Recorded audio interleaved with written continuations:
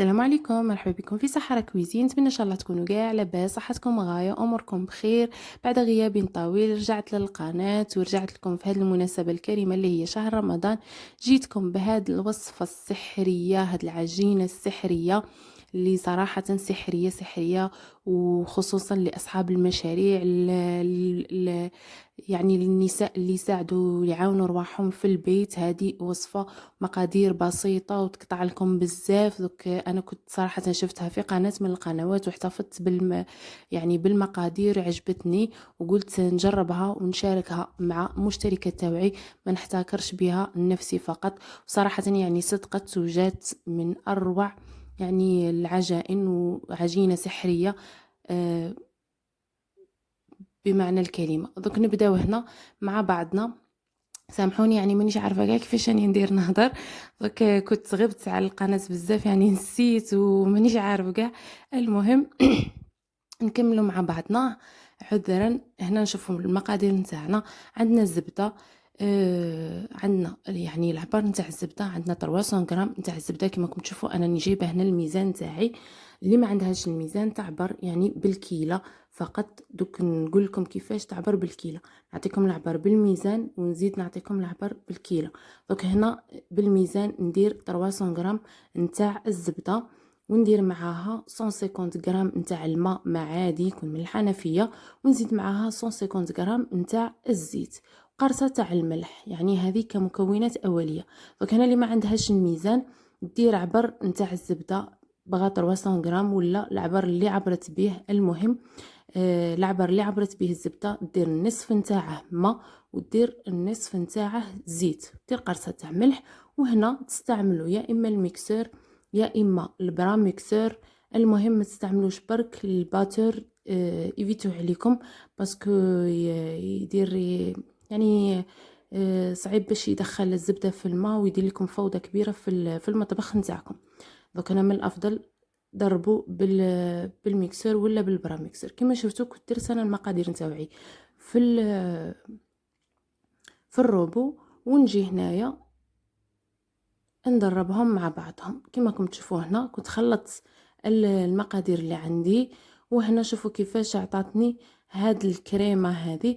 دونك هنا في هاد المرحله نجي نقسم الخليط على 2، يعني ندير النصف نتاعه مالح وندير النصف دي طارتولات حلوين. دونك هنا كما راكم تشوفوا نبداو بالحلوين. كما شفتوا ديت كميه من الخليط، زدت عليها رشه نتاع لافاني، وزدت هنا 3 مغارف نتاع السكر غلاس، يعني سكر مرحي. دوك ونخلط ندخل كل شيء مع بعضه، ونجي نزيد الفرينه. هنا كيما لاباط سابلي، يعني ما فيهاش ما تعجنوهاش، لموا العجينه فقط، روحوا معاها غير بالعقل. ندخل الخليط الاول نتاع السكر ولافاني مع هذيك الزبده، ونبدا نزيد في الفرينه. يعني فرينه هنا ما نقولكمش العبر فقط، كي تشوفوا العجينه نتاعكم تلمت مولاش العجين يلصق لكم في يديكم، تعرفوا بلي العجينه تاعكم صاي خلاصها من الفرينه. كما راكم تشوفوا هنا كنت لميت العجين نتاعي. نجي نديره في علبه ونحتفظ به هكا باش ما ينشف ليش، ونخليه على جهه، ونروح نعجن العجينه الثانيه اللي هي المالحه، ونبدا نخدم. دوك نلم العجينات نتاوعي في زوج ونبدا نخدم. هاد الطريقه بزاف سهله وتخرج لكم يعني مقدار لبس به، تخرج لكم كميه لبس بها. كما شفتوا ننزل كاع الخليط اللي عندي، نستعمل هنا سباتول، ونجي هنا في المالحه نجي نكهها بشويه نتاع الزعتر. انا كنت نكهتها بشويه نتاع الزعتر، يعني طاها بنه ولا اروع. ونجي نلم بالفرينه.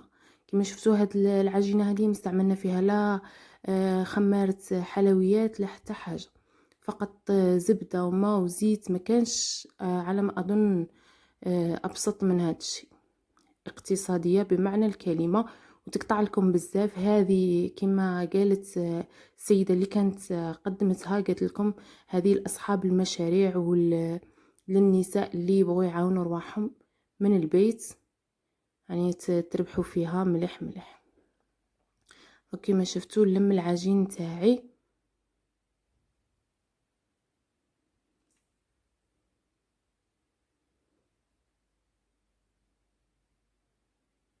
هنا كتلمت العجينه نتاعي. دوك نجيب علبه واحده اخرى ونحط فيها العجينه، وهنا نبدا نشكل في لي فون دو تارت.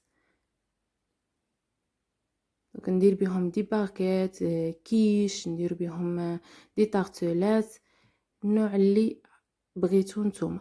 دوك انا عندي هنايا هاد لي مول هادو تاع لي كيش غادي نخدم بهم، عندي هاد الكبار هادو، ونعاود ندير نوع واحد اخر. انا كنت بديت بالعجينه المالحه، كما شفتوا الطريقه سهله. ناخذ كميه من العجين ونحلاه في المول بالطريقه اللي راكم تشوفوا فيها في الفيديو. ما كاش على ما اظن اللي ما تعرفش الطريقه.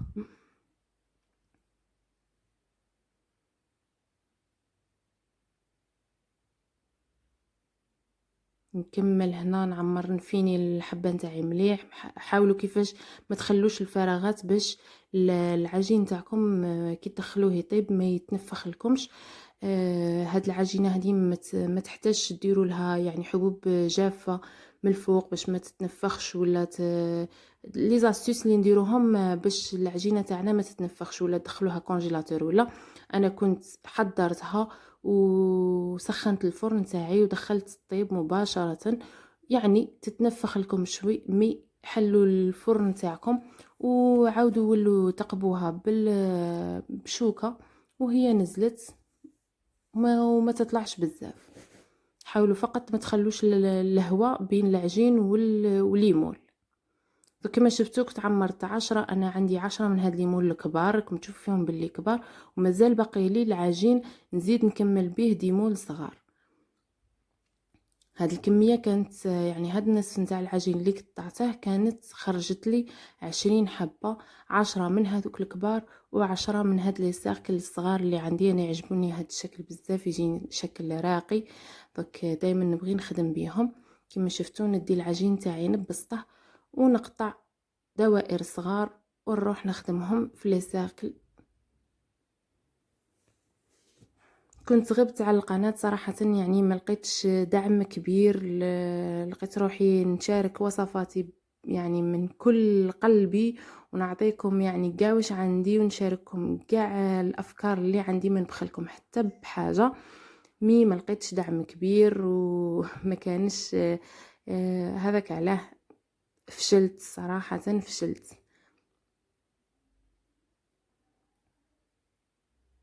نتمنى منكم تدعموني وتبارطاجوا لي فيديو مع اصدقائكم، تشاركوا الفيديوهات نتاوعي. ولكم كل الخير. شوفوا كيفاش كنت خدمت هنا العجين تاعي في لو سيركل. عاونوا رواحكم دائما برشه نتاع الفرينه.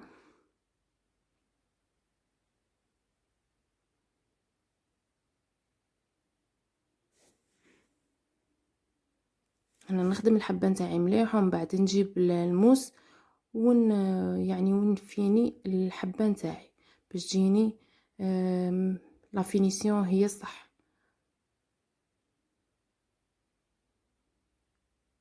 عاودت معكم حبه واحده اخرى باش تفهموا الطريقه كيفاش، حتى اللي كانت هايبه هاد لي سيركل ولا هم ساهلين، ما فيهمش يعني خدمه كبيره ولا يخوفوا، ولا خدمتهم عاديه نورمال، ويجوا يعني الشكل تاعهم يجيني انا راقي.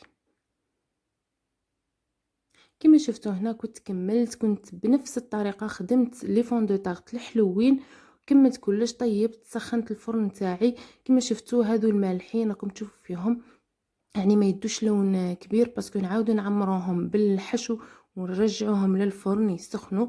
ولي فون دو طارت الحلوين راكم تشوفوا فيهم باسكو درنا فيهم السكر جاونا محمرين.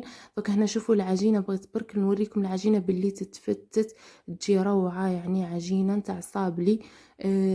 هنا برك نقول لكم طريقه الاحتفاظ. راكم تشوفوا فيا انا درتهم دي بواط. انا عندي هاد لي بواط هادو جوطابل، وعندي هذيك لي بورت مونجي اللي عندي، دوك نلمهم في دي بواط كيما هادو ونحتفظ بهم في في الكونجيلاتور. هنا ديروهم في الكونجيلاتور يشدوا لكم حتى لشهر ما يصرى لهم والو. تجبدوهم قبل بوقت، ديكونجلو برك الكميه اللي راكم تحتاجوها باش تخدموا بها. شوفوا هنا معايا لي فون دو تارت الحلوين تاوعي كيفاش جاو، يعني عجينه سحريه بمعنى الكلمه. احتفظوا بهم في الثلاجه، كي تحتاجوهم تجبدوا الكميه اللي تخدموا بها، تدي كونجلا وتخدموا بهم عادي، ما يصرالهم حتى حاجه، وتقعد لا كروستيون تاعهم طول المده. نتمنى يكون عجبكم الفيديو، تكونوا استفدتوا. سامحوني يعني راني في مده غبت على القناه، ما رجعتش نهضر، يعني راحت لي كاع الهضره وعاود رجع لي الخوف من اول وجديد. المهم تهلاو لي في رواحكم.